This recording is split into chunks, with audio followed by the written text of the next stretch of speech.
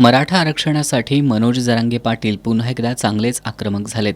राज्यभरातील मराठा समाज बांधवांना घेऊन ते येत्या 29 ऑगस्ट रोजी मुंबईत धडकणार आहेत. त्यांच्या या मोर्चात हजारो मराठा आंदोलक सहभागी होणार आहेत. याच पार्श्वभूमीवर आज कोल्हापुरात सकल मराठा समाजाची शिवाजी पेठेतील शिवाजी मंदिरात बैठक झाली. मनोज जरांगे यांचा मोर्चा 27 ऑगस्ट रोजी जालना जिल्ह्यातील अंतरवाली सराटी इथून सुरू होऊन 29 ऑगस्टला मुंबईतील आझाद मैदानात पोहोचणार आहे. या दरम्यान राज्यभरातील लाखो मराठा समाज बांधव मोर्चात सहभागी होणार आहेत. कोल्हापूर जिल्ह्यातून सुद्धा मोठ्या संख्येनं या मोर्चात सहभागी होण्याचा निर्णय आजच्या बैठकीत घेण्यात आला. मोर्चाच्या प्रसिद्धीसाठी शहरी भागासह ग्रामीण भागात चलो मुंबई अशा आशयाचे बॅनर लावण्यात येणार आहेत.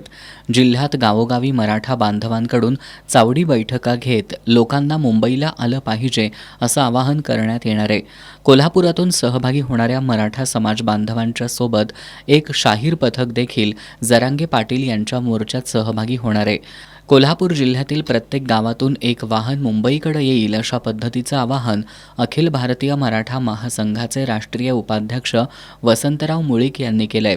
मनोज जरांगे पाटील यांना पाठिंबा म्हणून दसरा चौकात 29 ऑगस्ट रोजी सकल मराठा समाजाच्या वतीनं धरणं आंदोलनसुद्धा करण्यात येणार आहे. कोल्हापूर जिल्ह्यातून किमान प्रत्येक गावातून एक तरी गाडी जावी आणि हे जात असताना कोल्हापूरचं एक शाहिरी पथक, त्यामध्ये शाहीर दिलीप सावंतांचं त्यामध्ये समावेश व्हावं आणि हे करत असताना जी प्रत्येकाला गणपतीचा सण आहे अशा वेळेला जास्तीत जास्त प्रमाणात तिकडे लोक जातील, परंतु जात असताना बाकीच्यांनी 29 तारखेला आम्ही या ठिकाणी दसरा चौकामध्ये उपस्थित राहून त्यांना पाठिंब्याचं आम्ही दर्शवण्यासाठी कोल्हापूरकर एकजूट करणार आहोत. दरम्यान बहुसंख्य मराठा समाजाला आपापसात झुंजवत ठेवण्याचं राज्यकर्त्यांचं षडयंत्र मोडीत काढण्याचं काम या मोर्चाच्या माध्यमातून होईल असा विश्वासही या बैठकीवेळी व्यक्त करण्यात आला.